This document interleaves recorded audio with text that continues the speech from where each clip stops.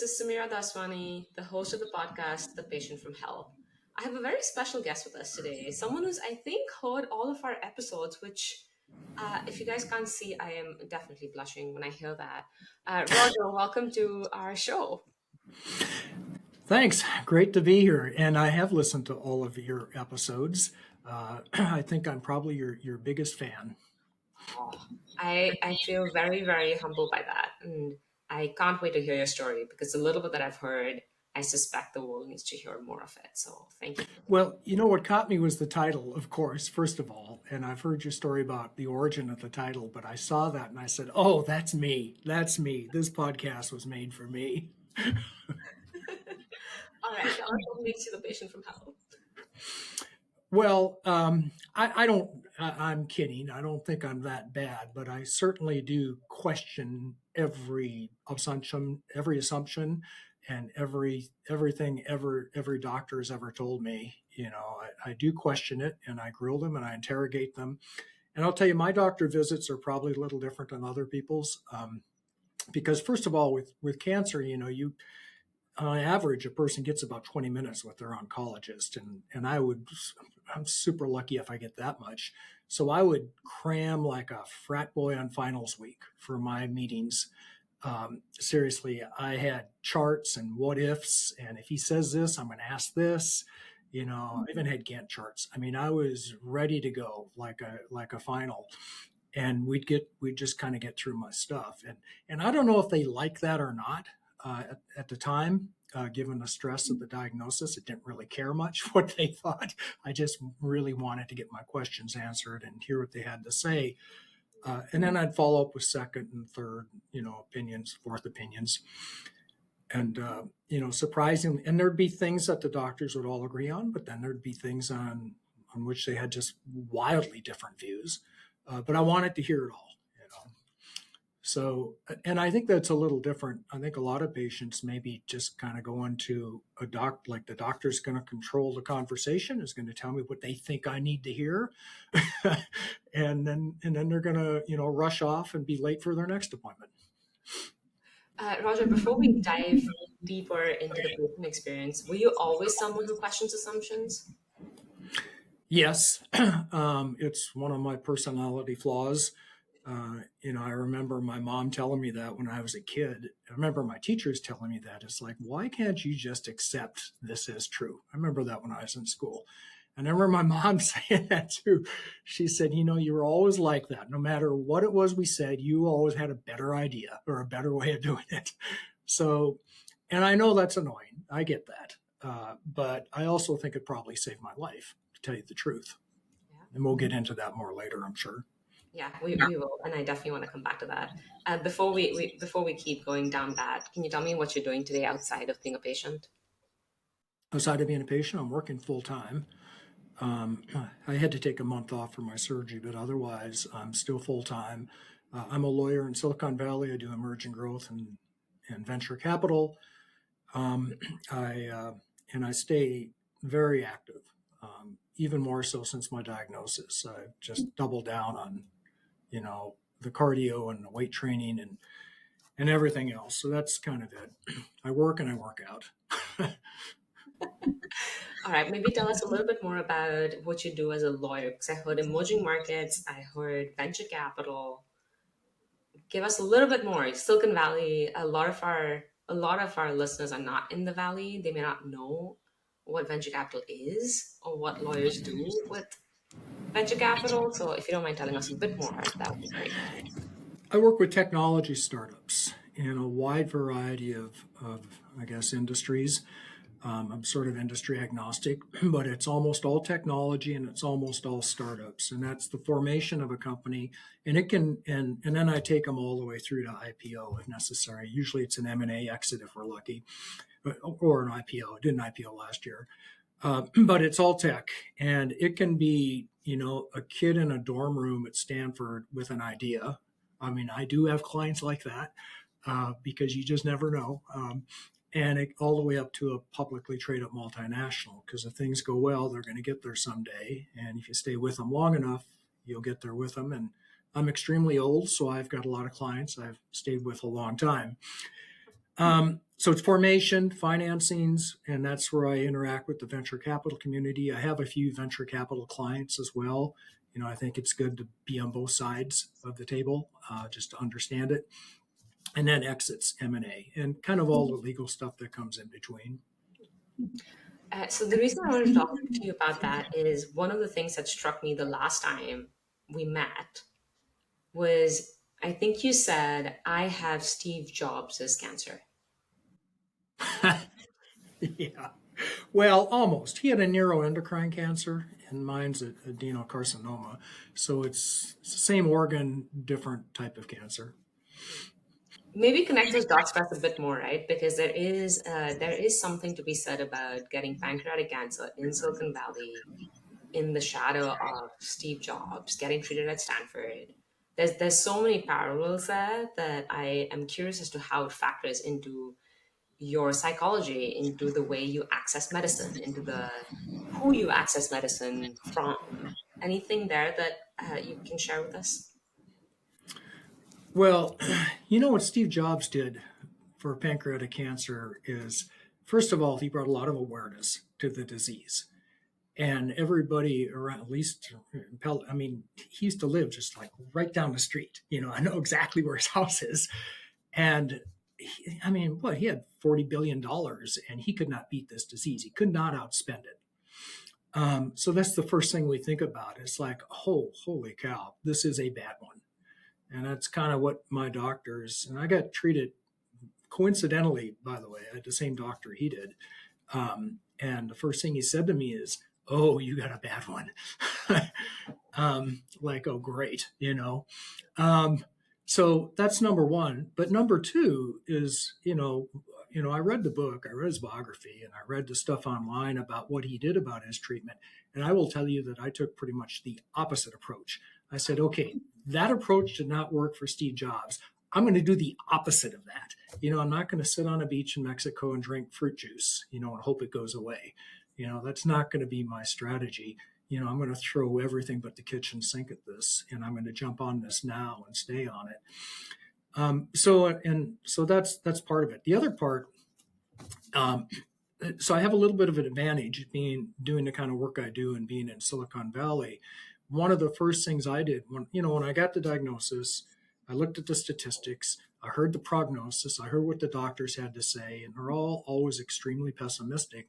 I said, okay, I need a hack. I need a hack for this. That's what we say out here in technology land when we want to solve a problem. And my hack is I'm going out to my network. I've been in this valley 30 years. I know a lot of VCs. I know a lot of biotech companies. And I believe there's an answer to every question. And I'm going to go out and find that answer. And the first thing I did is I went to my network and I just started connecting. Have you seen a company with anything new and innovative? What do you know about this? Can you connect me with this company? Do you know these people? And I just started gathering data and looking for not alternative, but supplementary treatments and things that I could do. So in that way, being in this community was helpful to me. It was very helpful to me. I think if I read right, you wrote a book. You're also an author. Is that right? Well, I've written a couple of them. The first one was the very unfortunately named Dead on Arrival: How to Avoid the Legal Mistakes That Could Kill Your Startup. Uh-huh. And somebody told me they thought that was kind of a depressing name for a book. So I went back and I did a second one. And that was about all the dumb things people do to mess up their companies that I've seen over the last 40 years. And then I went back and wrote another one called 10,000 Startup Strategies for Startup Success, which is a little more optimistic, I think. So yeah, I've got two books out. Two books, and I think I've sold 10 copies.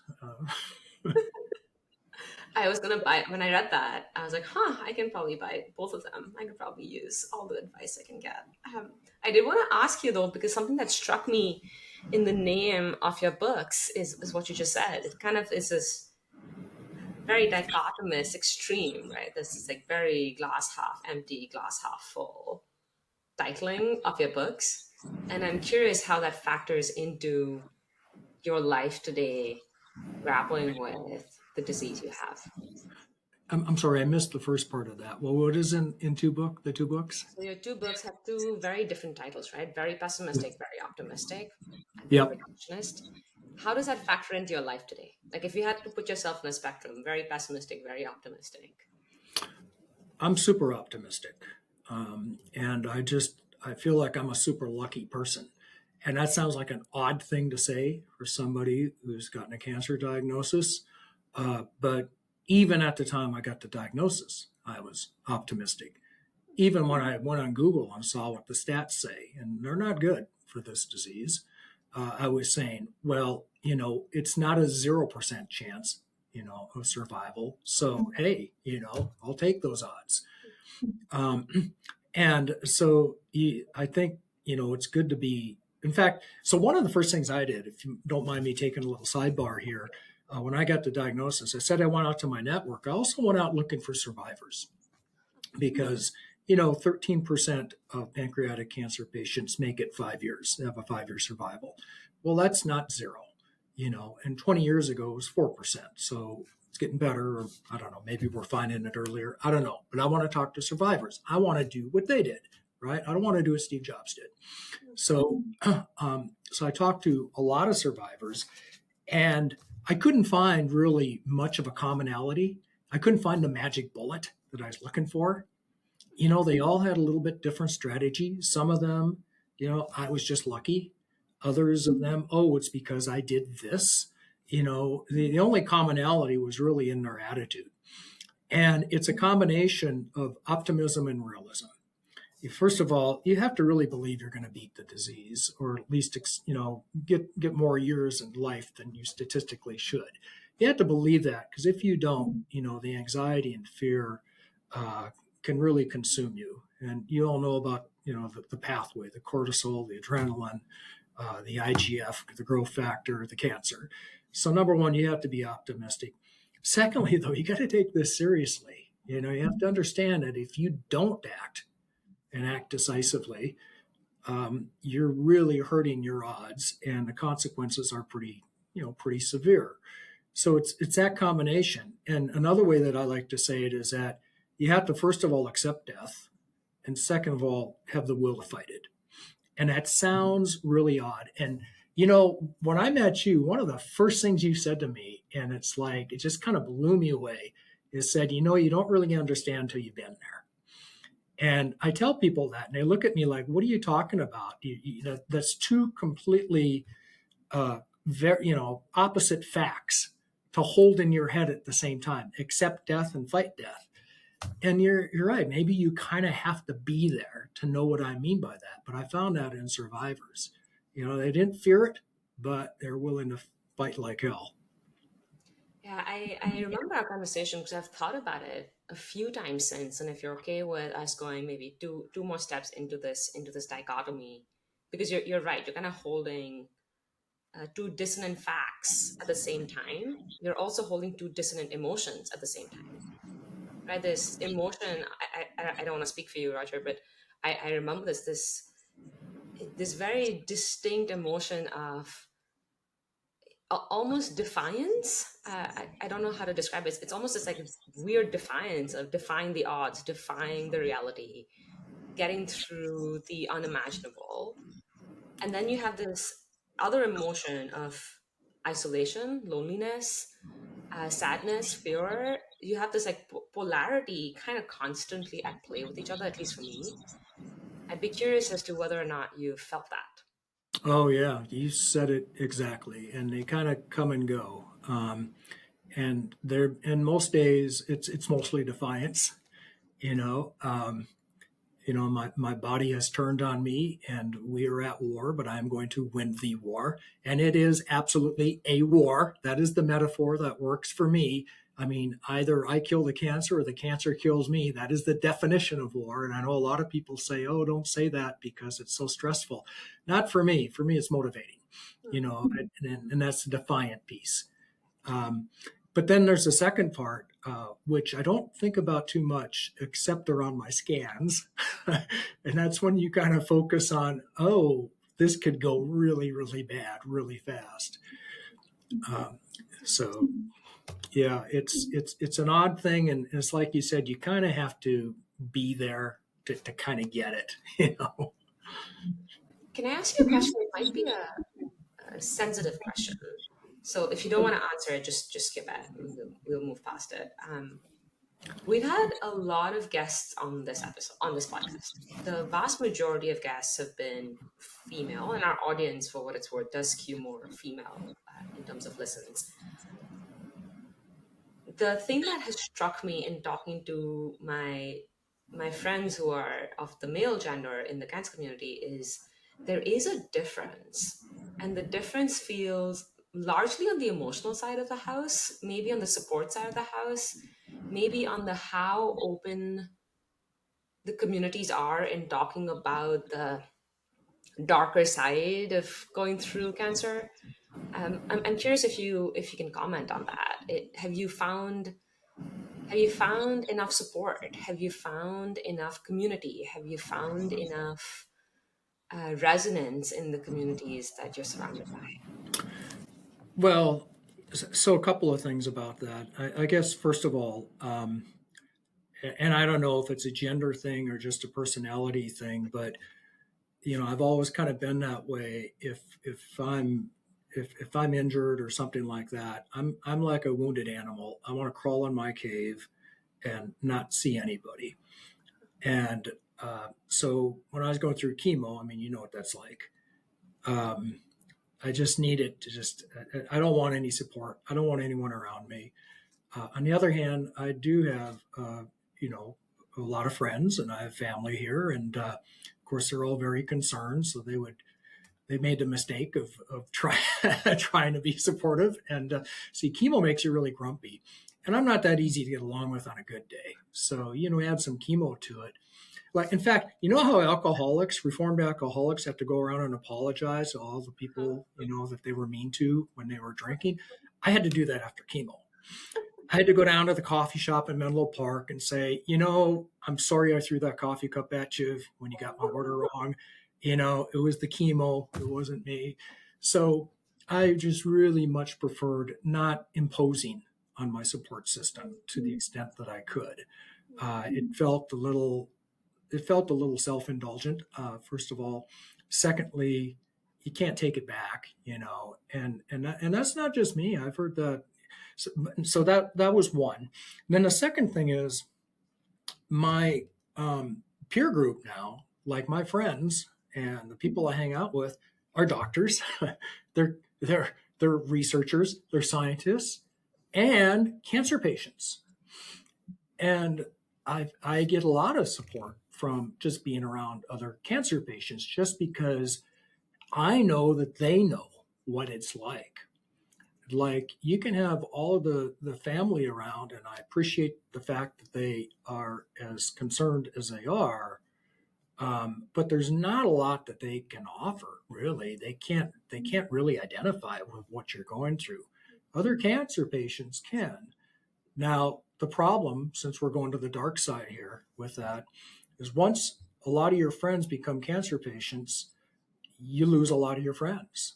Oh yeah. Uh, in fact, as we sit here today, I have, just 2 weeks ago, one of my friends who I met through the same treatment, same doctors, same disease, he died in the middle of July. And we all knew it was coming, but it's still kind of jarring. And as I sit here today, I have two other good friends that they're in the hospital and they've run out of options, and they're not coming out, and we all know that. So there is a dark side to that as well. Um, but that's just part of the game.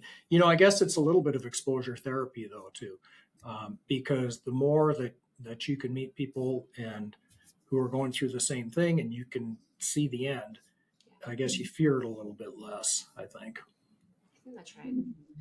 I want to go. I want to go into, if you're open to it, anger as an emotion. Oh man, that's my dominant emotion. Or not anymore. It was when I was on at first. You want me to talk about my anger? Well, Uh, first, I was mad at everybody. I was mad at my primary care physician for as far as I'm concerned, they I had two of them, because I didn't trust the first one, and the second one screwed up just as badly as the first one. Although that was my mindset then. Looking back on it,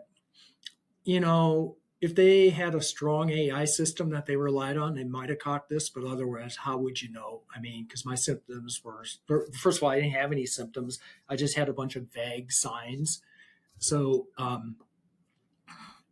so I'm less angry with them now than I was then, because I think that's the first thing every cancer patient does is, why did this happen to me? You're my doctor. I've been paying you to keep me healthy, and now I'm not, and it's your fault.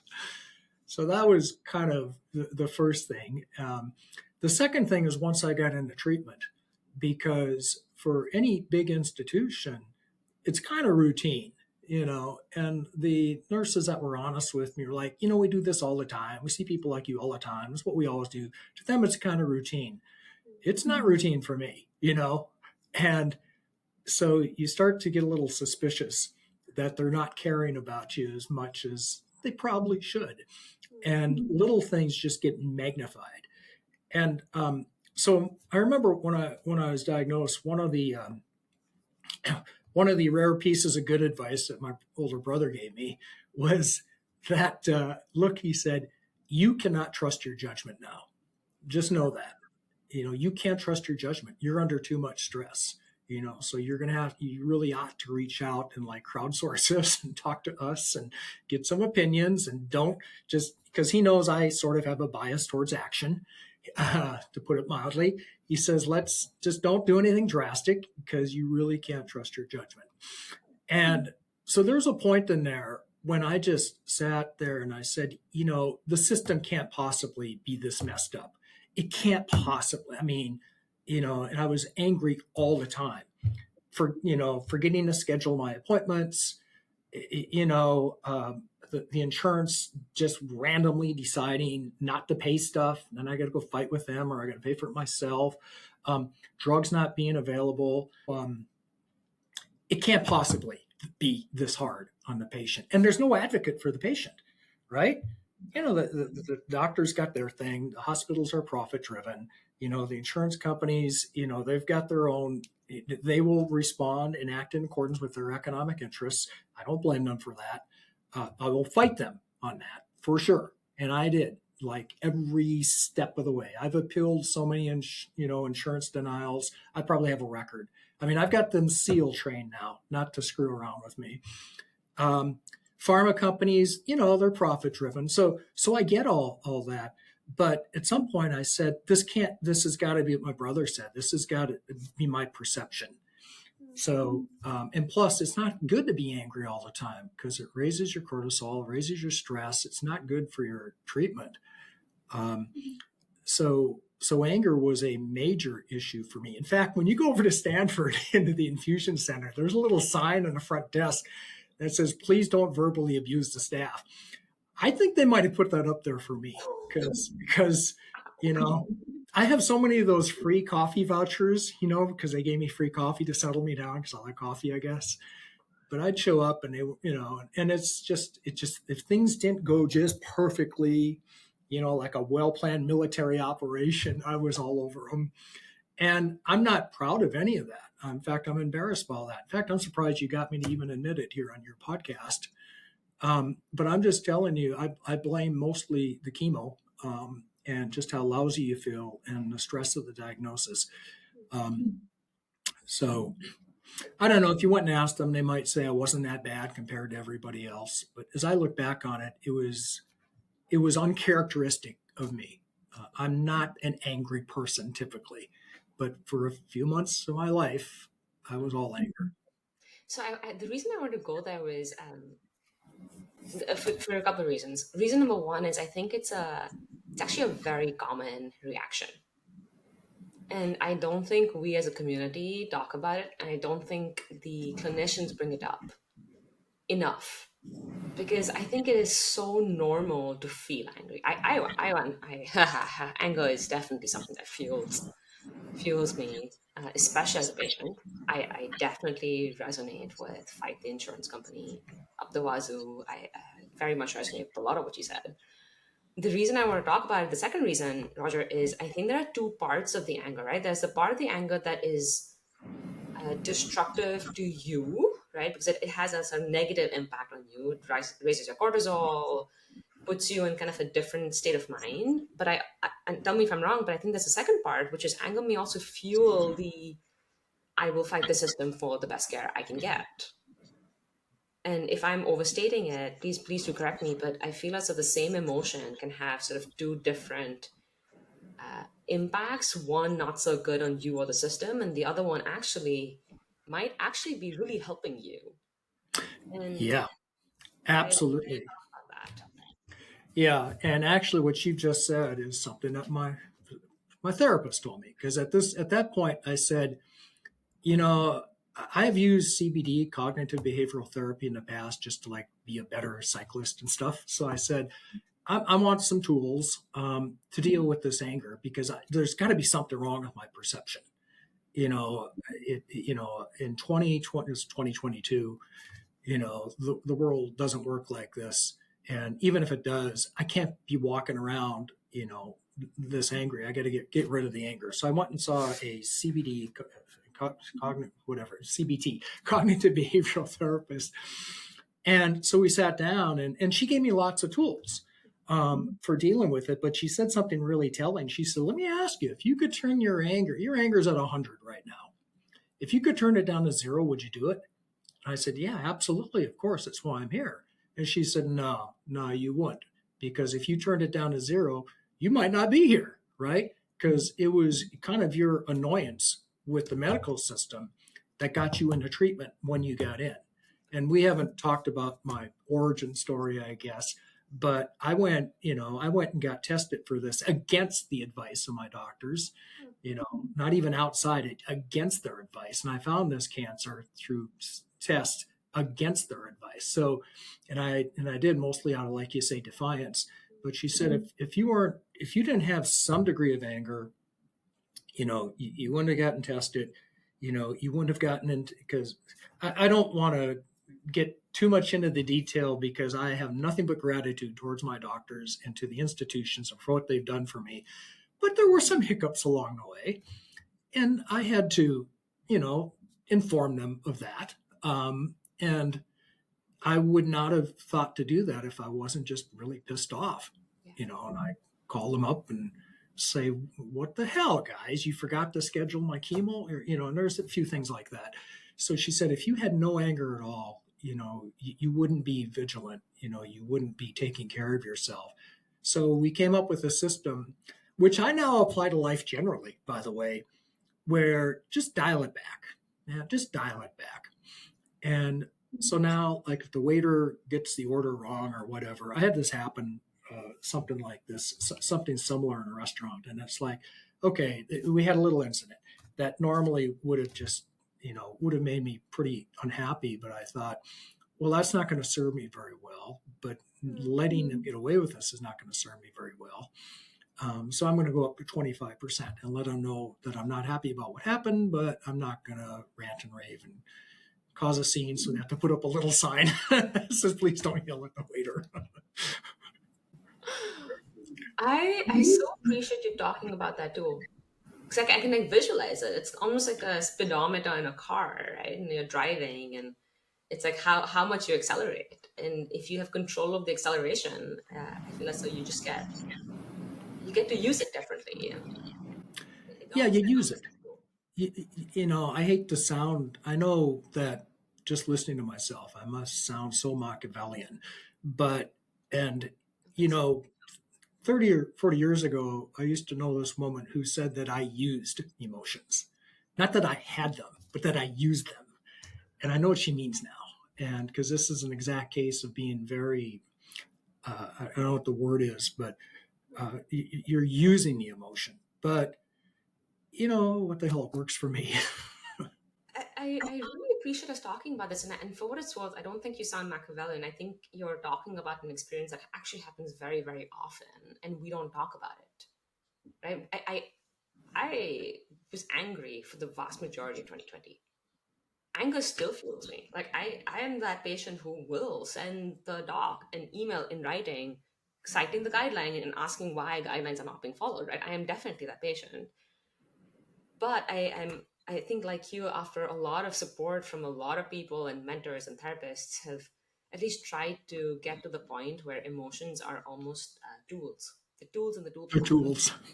If we can use them at the right point, they actually can become things that can help. And I'm sounding very like, oh yeah, I do this all the time. Not true. I have my moments of completely, losing track of how to use any of these tools. But when I can, it's different. And I think that's almost where I wish more support was given to patients and families, because some people grapple with sadness, some people are grappling with fear, some are grappling with like mind-boggling anxiety, some are grappling with anger, and there's actually quite a wide range of reactions to getting diagnosed to cancer and diagnosed with cancer. And I don't think we as a society have set up enough. I don't mean support as in support groups. I just mean support to help us understand what is actually going on. And Yeah. it's one of the things that, anyway, at some point in my life, we can get to. That's trying to change. Yeah, absolutely. You use it as a tool. So another tool, so as long as I'm on this, I'll just kind of finish out Go some of for the it. things I came up with because it was just so valuable. So I was given a reading list of books on cognitive behavioral therapy, and that was good. But there's this reframing idea, and so the way I had framed it in my mind is these doctors don't care whether I live or die, you know, and but then so you reframe and you examine that. It says, well, is that really why, you know, they ordered this additional test or whatever it is I didn't like? Or or was it some other reason? You know, when you stop and look at it rationally and it confronts you, it really helps dissipate kind of the emotion, which is by definition irrational, right? So yeah, so I got some good life lessons out of that. Some good character building experience out of that. That's amazing. I love listening to this, Roger. I think there's so much clarity. There's so much. I love the word. At the end of this podcast, I was going to ask you if I was going to invite you to maybe write some of these insights down, and if you're open to it, we can give it to the community, because not everyone is going to have the privilege of going to therapy, and not everyone will have the courage to go to therapy. And if there are these like life lessons that you're willing to disseminate in writing, we can like we can help you sketch it up and show it to the community. I think a lot of people could benefit from it, because just the two that I've heard in this conversation, I know I could Happy use to it. help. I'm an open book. I'm happy to help if anybody can benefit from what I've learned or what I've experienced. Oh, I appreciate that. On that note, I'm going to transition us to rapid fire. You ready? I'm going to ask Hmm. you a series of what and how questions. It'll be pretty easy. I heard you say a couple things that I noted down here, and um, I just suspect in talking to you, you may come up with your own questions. And if that happens, go for it. You can add your own questions into our list. You ready? Hmm. Sure. All right. Let's start with, what is pancreatic cancer? Oh. Well, cancer generally is really a diverse set of diseases. It's a group of diseases that has a set of common hallmarks. And pancreatic cancer, it's odd the way we do this in this country. We categorize the cancer by the tissue of origin, and that just means that they found the tumor in my pancreas. And really, what we ought to be doing, I think, is characterizing them by the type of mutation. Now, most pancreatic cancer has a KRAS mutation, and secondarily, a minority has a BRCA mutation, which I'm sure you know, which I know you've talked about here before. I had one even more rare. I had an ALK fusion and a SMAD4. So those are my two drivers. But even though, and that shows up in lung cancer more often than pancreatic cancer, but I'm not a lung cancer patient because the tissue of origin was pancreatic cancer. And let me just add a couple of other things. It's highly lethal. It doesn't happen that often, but when it does, it's highly lethal. And I'll tell you the reason why. And this is the number one thing. It's because number one reason is because it's typically detected so late. For example, by the time it gets detected, by the time someone has symptoms, it's usually spread to stage 4. And then the survival is a lot less. The odds are a lot less than if you catch it early. And that's why I got so lucky, because I caught it at stage 2B before there were any symptoms.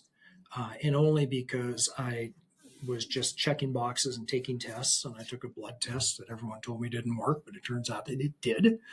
And so number one, they catch it, we tend to catch it too late. So everybody should be taking liquid biopsy.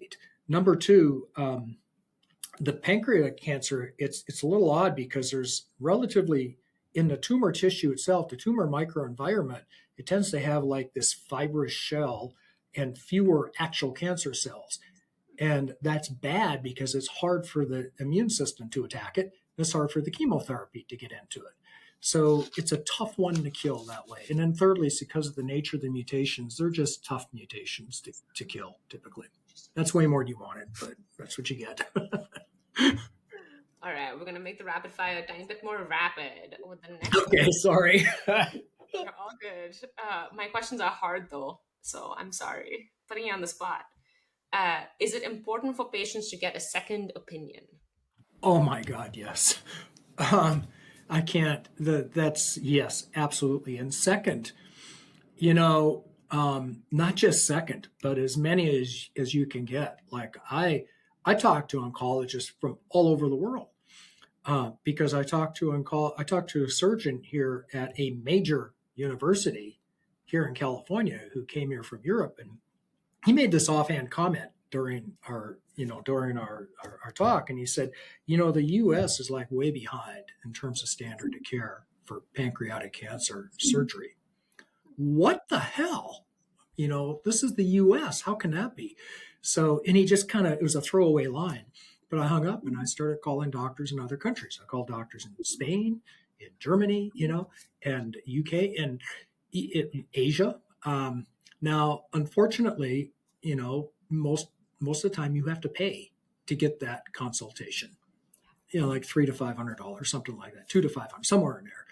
And I know a lot of people, they just don't have the resources to do that, and that's unfortunate. And but if you can't do that, then the next best thing is to talk to whoever you can get in. So all right, these are rapid fire, so I'm not going to go any further. But suffice it to say, yes, get involved with as many medical institutions as possible, get as much opinion as you can.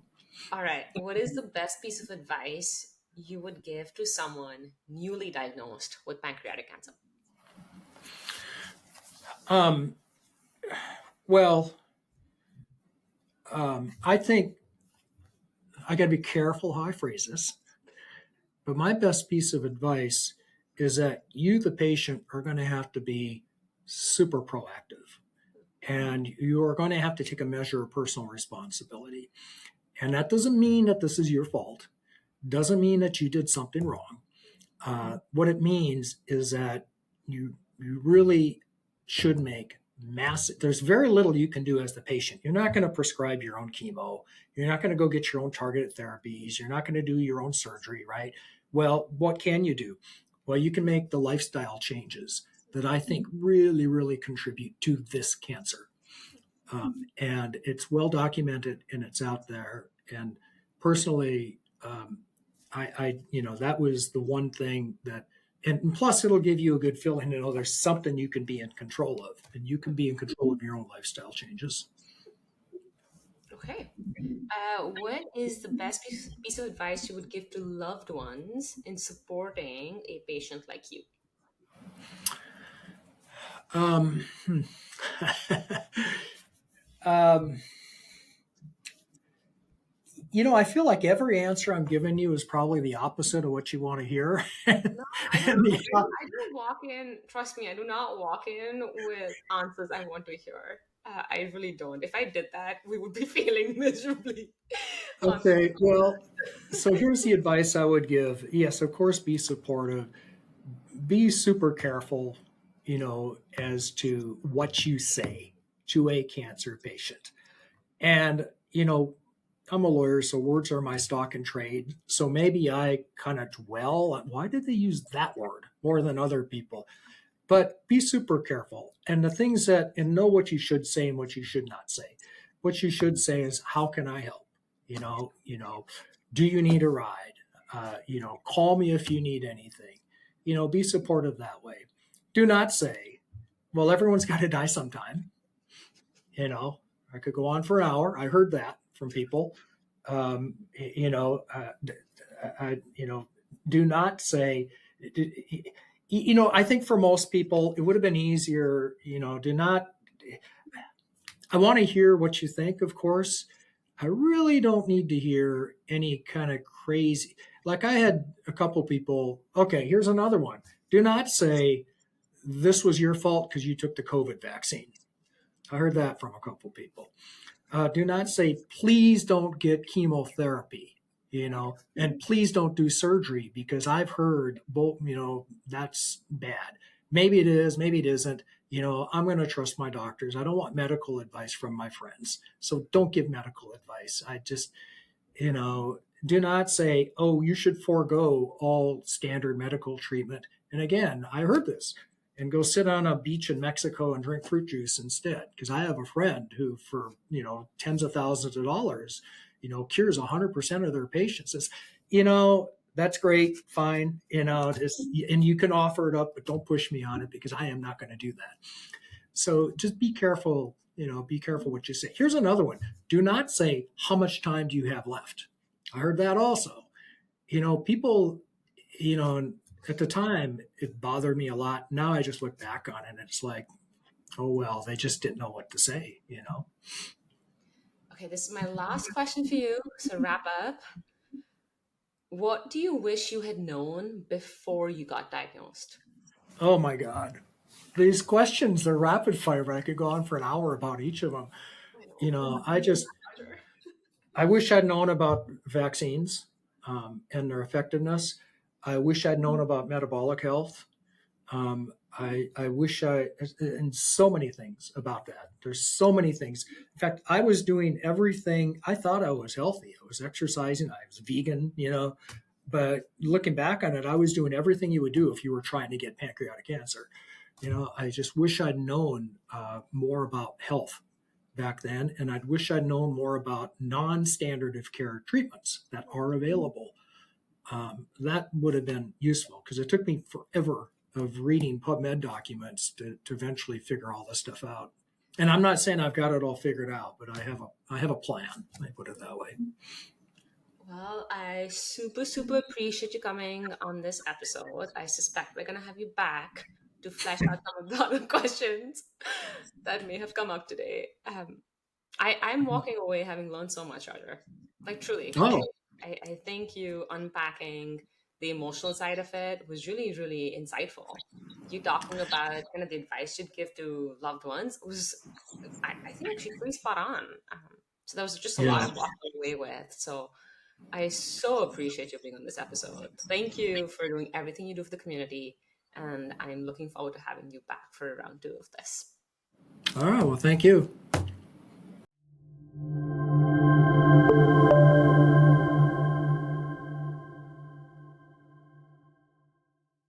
This podcast, show notes, and newsletter is for general informational purposes only and does not constitute the practice of medicine, nursing, or other professional healthcare services, including the giving of medical advice, and no doctor-patient relationship is formed. The use of information on this podcast or any materials linked from this blog is at the user's own risk. The content here is not intended to be a substitute for professional medical advice, diagnosis, or treatment. Users should not disregard or delay in obtaining medical advice for any medical condition they may have and should seek the assistance of their healthcare professionals for any such conditions.